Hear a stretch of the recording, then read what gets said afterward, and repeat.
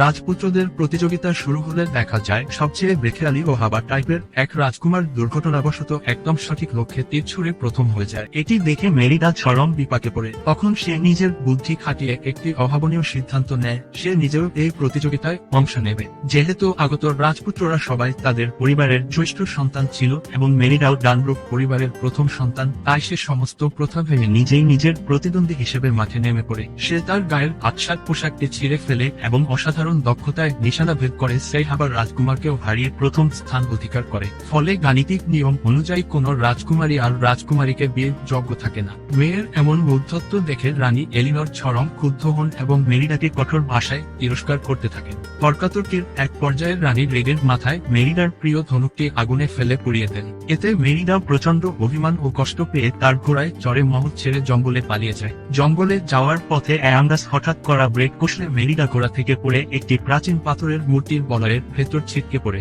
এমন এক রহস্যময় ও থমথমে পরিবেশে হঠাৎ মেরিডা আবার সেই ইপস আলোগুলোকে দেখতে পায় যেগুলো সে ছোটবেলায় দেখেছিল। কৌতূহলবশত সেগুলোর পেছনে ছুটতে ছুটতে মেরিডা এক অদ্ভুত কাঠের কুটিরের সামনে এসে পৌঁছায়। ভয়ে ভয়ে ঘরের ভেতর প্রবেশ করে সে এক ভুতুড়ে বুড়ি জাদুকর বাবুইকে দেখতে পায়। যদিও বুড়ি নিজেকে জাদুকর স্বীকার করতে চাইছিল না, কিন্তু চারপাশের কাঠের খোদাই করা কারুকাজ কার্যকলাপ দেখে মেরিডা ঠিকই বুঝে ফেলে যে সে এক মায়াবিনীর পাল্লায় পড়েছে। বুড়ি মেরিডাকে বলে, যদি কিছু না কেন তবে এখনই এখান থেকে চলে যাও, এবং মেরিডার দিকে অনেকগুলো বন্দুক তলোয়ার ও ছুরি তাক করে। মেরিডা ভয়ে বলে ওঠে সে ঘরের সব জিনিস কিনতে চায়। বুড়ি খুশি হয়ে বিনিময়ে কিছু দাবি করলে মেরিডা তার গলা থেকে একটি অতি মূল্যবান লকেট খুলে বুড়িকে দেয়। তবে শর্ত থাকে যে কেনাকাটার পাশাপাশি বুড়িকে তার একটি ইচ্ছা পূরণ করে দিতে হবে। বুড়ি রাজি হয়ে বলে অনেক বছর আগে এক রাজপুত্রের জন্য সে এমন এক জাদু করেছিল যে রাজকুমার 10 জন বীরের শক্তি চেয়েছিল। তারপর তার কি হয়েছিল বুড়ি তা জানে না। এসব কথা বলতে বলতে বুড়ি তার ওষুধ তৈরি করতে শুরু করে। বিয়ে আসলে মেরিডার ইচ্ছাটি ছিল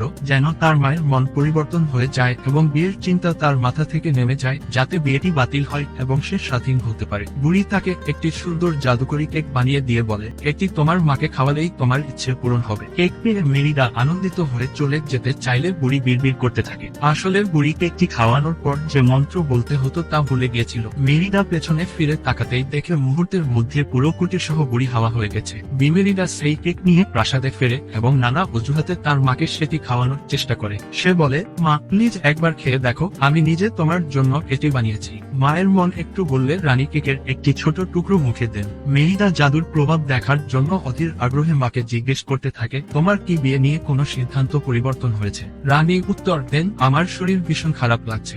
রানী হেলতে দুলতে নিজের ঘরে যান এবং বিছানায় শুয়ে পড়েন। কিছুক্ষণের মধ্যেই তিনি ভারসাম্য হারিয়ে মেঝেতে পড়ে যান এবং চাদর পেঁচিয়ে যন্ত্রণায় চিৎকার করতে থাকেন।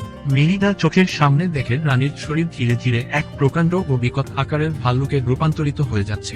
নিজের মাকে ভাল্লুক হতে দেখে মেরিডা আতঙ্কে চিৎকার করে ওঠে, ভাল্লুক ভাল্লুক। রূপান্তরিত হওয়ার পর রানী এলিনর ড্রেসিং টেবিলের আয়নায় নিজেকে দেখে আতঙ্কের বিকট গর্জন করে ওঠেন। মেরিডা চেয়েছিল মায়ের মন বদলাতে, কিন্তু জাদু যে মায়ের পুরো শরীরটাই বদলে দেবে তা সে স্বপ্নেও ভাবেনি। রানীর গর্জন শুনে নিচে থাকা রাজা ফার্গাস ভেবে নেন প্রাসাদে কোনো হিংস্র ভাল্লুক ঢুকে পড়েছে। তিনি তলোয়ার উঁচিয়ে সৈন্যদের নিয়ে উপরের দিকে ধাওয়া করেন। মেরিডা তার ভাল্লুক মাকে নিয়ে কোনোমতে লুকিয়ে পালাতে শুরু করে। পথে তার 3 ছোট ভাইয়ের সাথে দেখা হলে তারাও প্রথমে ভয় পায়, কিন্তু মেরিডা তাদের সব বুঝিয়ে বললে ভাই দুটি তাদের প্রাসাদ থেকে বের হতে সাহায্য করে। তবে যাওয়ার সময় দুষ্টু ভাইগুলো টেবিলে রাখা সেই অভিশপ্ত কেকটি দেখতে পায়। অনেক কষ্টে প্রাসাদ থেকে বেরিয়ে মেরিডা তার মাকে নিয়ে জঙ্গলের সেই মায়াবী পাথরের বলয়ে ফিরে আসে এবং আবার সেই মায়াবী আলো খুঁজতে থাকে। তবে চারপাশ তখন অন্ধকারে ঢেকে যায়। মেরিডা বুঝতে পারে যে কোনো মূল্যে তাকে সেই ডাইনির কুটির খুঁজে বের করতে হবে। অনেক খোঁজাখুঁজির পর সেই কুটিরটি খুঁজে পেলে দেখতে পায় ঘরটি একদম ফাঁকা,